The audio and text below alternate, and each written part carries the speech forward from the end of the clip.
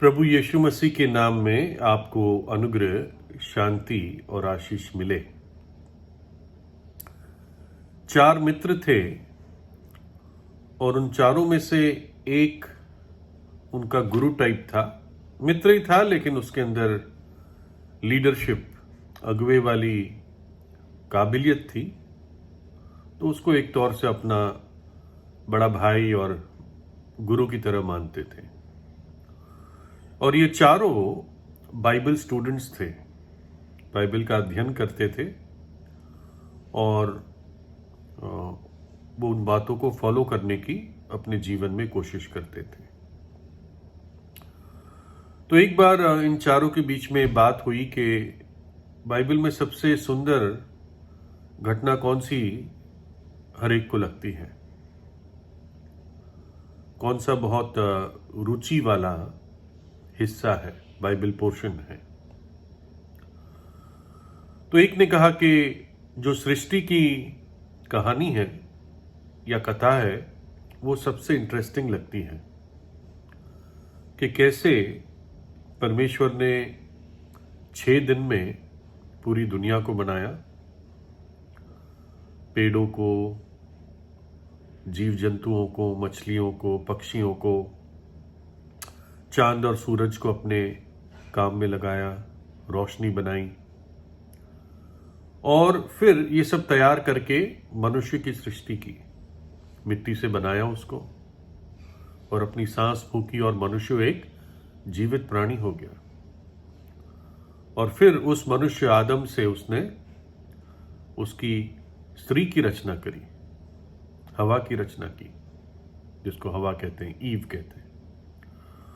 और उन्हें आशीष दी और कहा कि तुम फलवंत हो और बढ़ते जाओ।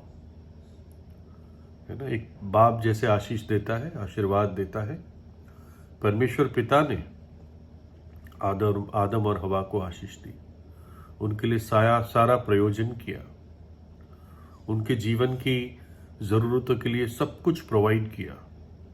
कितना बड़ा परमेश्वर का अनुग्रह देखते हैं इस कहानी में। इतना ही नहीं, मनुष्य को परमेश्वर ने अपनी समानता में बनाया। ये सबसे बड़ी बात है।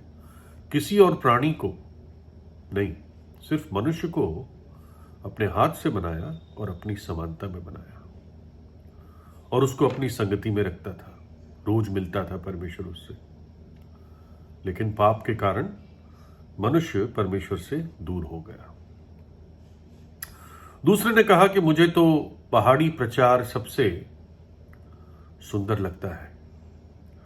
पहाड़ी प्रचार वो प्रभु यीशु की शिक्षा थी जो उसने एक पहाड़ पर बैठकर लोगों को दी। तब से उन वाक्यों को, उस संदेश को पहाड़ी प्रचार कहते हैं, या इंग्लिश में सर्मन ऑन द माउंट। और ये ऐसे वाक्य है जो दुनिया में कभी किसी ने नहीं कहे, और जब लोग इसको पढ़ते हैं तो अचंभा करते हैं। मैं कुछ आपको पढ़ के बताता हूं कि ये दूसरे व्यक्ति को, दूसरे मित्र को क्यों इतने दिल को छूने वाले लगे। धन्य है वे जो मन के दीन हैं, क्योंकि स्वर्ग का राज्य उन्हीं का है। धन्य है वे जो शोक करते हैं, क्योंकि वे शांति पाएंगे। धन्य है वे जो नम्र है, क्योंकि वे पृथ्वी के अधिकारी होंगे। धन्य है वे जो धार्मिकता के भूखे और प्यासे हैं, क्योंकि वे तृप्त किए जाएंगे।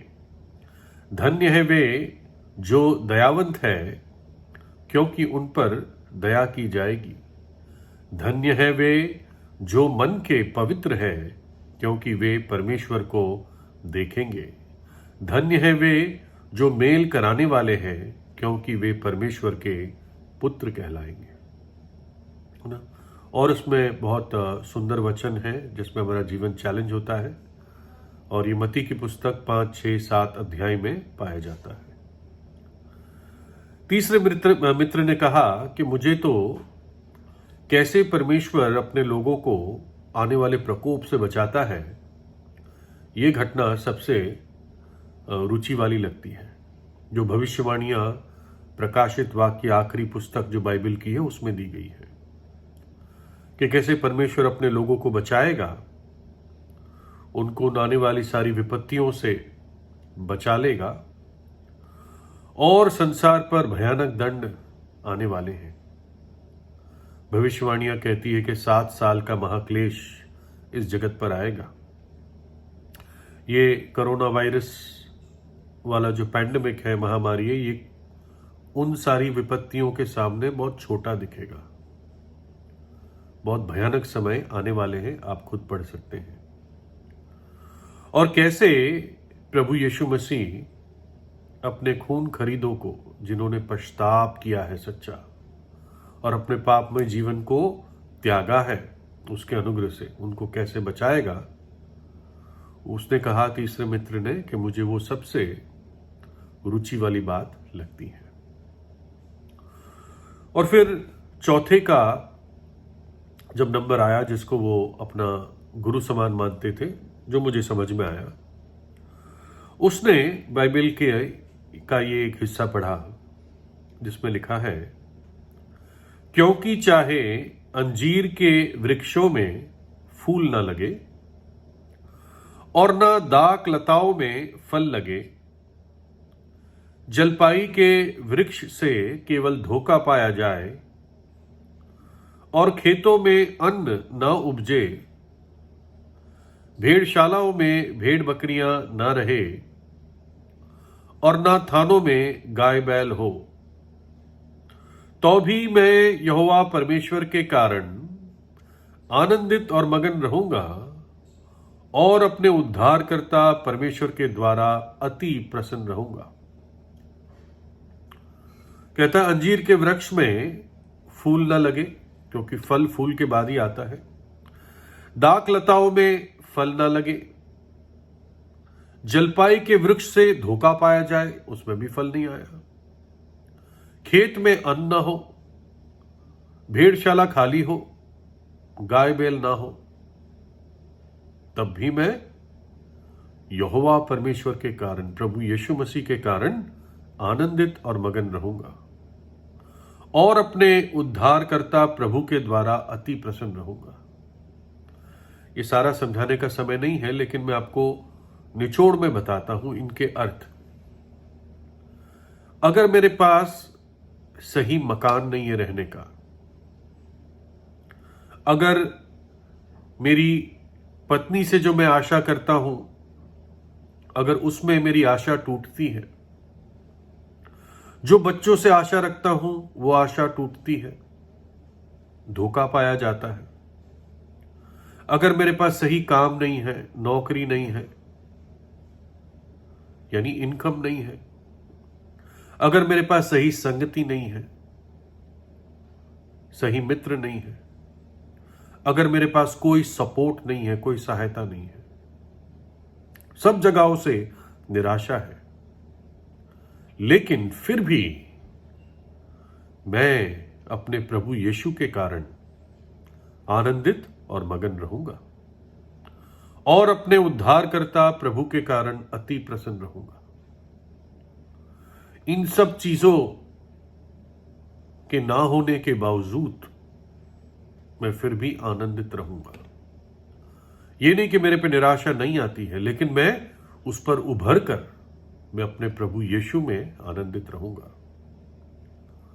इस बात से आनंदित रहूंगा कि प्रभु ने मुझे बचा लिया है, मेरा उद्धार कर दिया है, मेरे पाप क्षमा हो गए हैं, मैंने अनंत जीवन पा लिया है, प्रभु यीशु पे विश्वास करके अब मैं परमेश्वर की संतान हूं, मेरी प्रार्थनाएं सुनी जाती है और सुनी जाएगी, और अब मैं किसी प्रकार के दंड के अधीन नहीं हूं, क्योंकि मेरे दंड को प्रभु यीशु मसीह ने कलवरी के क्रूस पर उठा लिया, मेरे पाप की सजा को, और अपना पवित्र खून बहा दिया और मृत्यु में से तीसरे दिन जी उठा। वो युगान युग जीवित है और मैंने उसको अपने हृदय में बुलाया है और वो मेरे आनंद का कारण है। प्रभु यीशु मेरा चरवाहा है, मुझे किसी चीज की घटी नहीं होगी। मेरी मुश्किल परिस्थितियों में भी वो मेरा चरवाहा बनकर मेरा ध्यान रखेगा। मैं इस बात से आनंदित हूं कि वो मेरे हृदय में है और वो मेरे जीवन के आनंद का कारण है। हर एक निराशा में भी वो मुझे आशा देता है और उन परिस्थितियों से निकालकर मेरे पैरों को चट्टान पर खड़ा करता है। और ये चौथे मित्र की बात थी, है ना। चारों की बातें सुंदर थी, लेकिन चौथे की बात एक चुनौती वाली बात थी। उसने प्रभु यीशु को व्यक्तिगत रीति से जाना था और चखा था। आप भी प्रभु यीशु से प्रार्थना कीजिए, अपने पापों से पश्चाताप कीजिए और प्रभु यीशु पर विश्वास कीजिए। परमेश्वर आपको आशीष दे।